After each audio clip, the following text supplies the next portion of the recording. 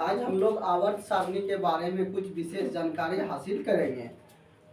तो सबसे पहले आते हैं हम लोग आवर्त सारणी में आवर्त क्या होते हैं और वर्ग क्या होते हैं, कितने आवर्त होते हैं, कितने वर्ग होते हैं, इन सब के बारे में पढ़ेंगे।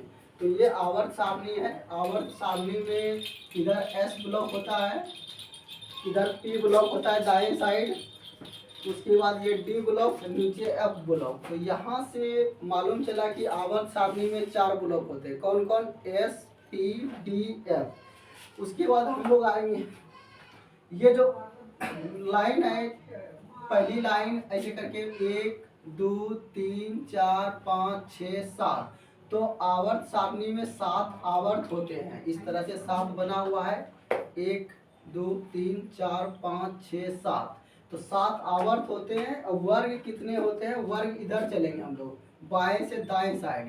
तो एक वर्ग यानी कि पहला वर्ग, दूसरा वर्ग, तीसरा वर्ग, चौथा वर्ग, पांचवा, इस तरह से आएंगे।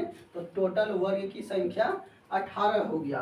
तो वर्ग की संख्या जो है वो वर्टिकल है और आवर्त की संख्या क्षैतिज है। इस तरह से हम लोग देखें कि आवर्त सारणी में 18 वर्ग हैं और 7 आवर्त हैं। उसके बाद हम लोग आएंगे, इसको वर्ग 1 बोलेंगे, वर्ग 2 बोलेंगे, वर्ग 3, वर्ग 4, वर्ग 5, 6, 7, 8, 9, 10, 11, 12, फिर 13, 14, 15, 16, 17, 18 वर्ग हम लोग देख लिए।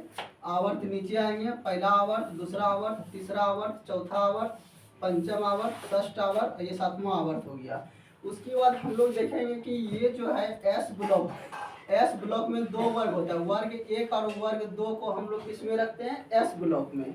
और डी ब्लॉक में वर्ग यानी 3 से लेकर के, वर्ग 3 से लेकर के 12 तक किसमें आएगा? डी ब्लॉक में। उसके बाद हम लोग आएंगे 13 से लेकर के 18 तक किसमें आएगा? पी ब्लॉक में। उसके बाद हम लोग देखेंगे कि वर्ग को फिर 2 उपवर्ग में बांटा गया है, उपवर्ग ए, उपवर्ग बी। अब ए में कौन सा है? इसको बोलेंगे फर्स्ट ए ग्रुप, यानी एक ग्रुप को फर्स्ट ए बोलेंगे, सेकेंड ग्रुप को सेकेंड ए बोलेंगे। फिर 13 को बोलेंगे 3A ग्रुप, 14 को बोलेंगे 4A, इसी तरह 15 को 5A, 16 को 6A और 17 को 7A, 18 को बोलेंगे 8A। इसको 0 ग्रुप भी हम लोग बोलते हैं। इसके बाद बी ग्रुप यहाँ से चालू होता है, यहाँ से 1B, 2B, फिर 3B, 4B, 5B, 6B, 7B, ये तीनों मिला करके इसको 8B बोला जाता है।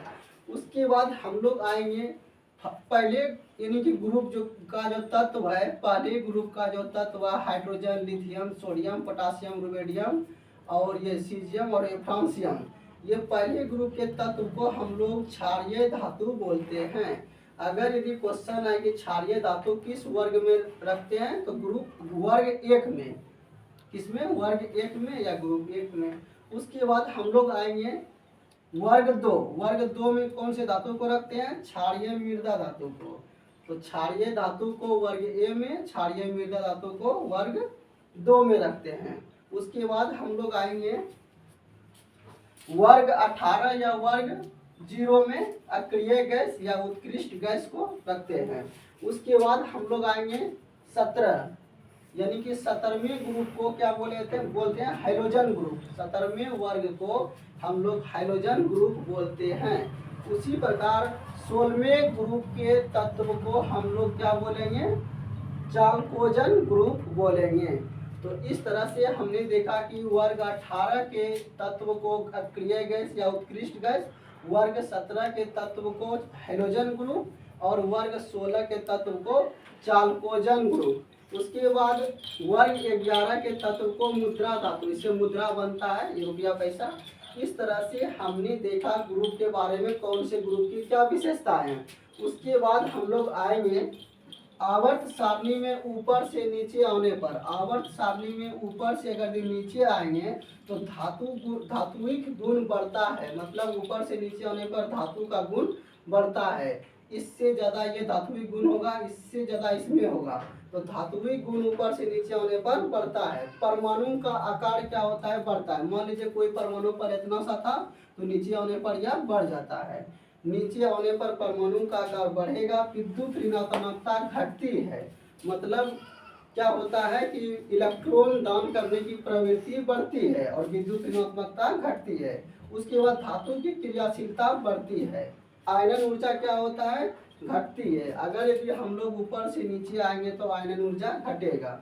अब हम लोग आते हैं आवर्त सारणी में बाएं से दाएं जाने पर। बाएं से अगर दाएं जाएंगे तो धात्विक गुण घटता है, यानी इधर से इधर आएंगे तो आप जानते हैं कि बाएं साइड में धातु को रखते हैं और दाएं साइड में वो धातु को। तो हम लोग जब इधर जाएंगे तो वो धातु गुण बढ़ेगा और धातुविक गुण घटेगा। उसके बाद लिखें वो धात्विक गुण बढ़ता है, वो धात्विक बढ़ेगा तो धात्विक घटेगा। उसके बाद परमाणु का आकार क्या होता है, घटता है। आयनन ऊर्जा बढ़ती है। इधर से अगर हम लोग बाएं से दाएं जाएंगे आयनन ऊर्जा क्या होगी, बढ़ती है। आयनन ऊर्जा का मतलब हुआ कि कोई भी इलेक्ट्रॉन को निकालने के लिए कितना ऊर्जा की हमको आवश्यकता होती है। अगर भी कोई भी इलेक्ट्रॉन को निकालने के लिए ज़्यादा बल लगाना पड़े तो उसका आयनन ऊर्जा ज़्यादा होगा, कम बल लगाना पड़े तो आयनन ऊर्जा कम होगा। इस तरह से हम लोग आज के क्लास में आवर्त सारणी में कितने वर्ग होते हैं, कितने आवर्त होते हैं, फर्स्ट ग्रुप के तत्व को क्या बोलते हैं, सेकेंड ग्रुप के तत्व को क्या बोलते हैं, यानी फर्स्ट ग्रुप के तत्व को क्षारीय धातु, सेकेंड ग्रुप के तत्व को क्षारीय मृदा धातु, इस सब के बारे में पढ़ें।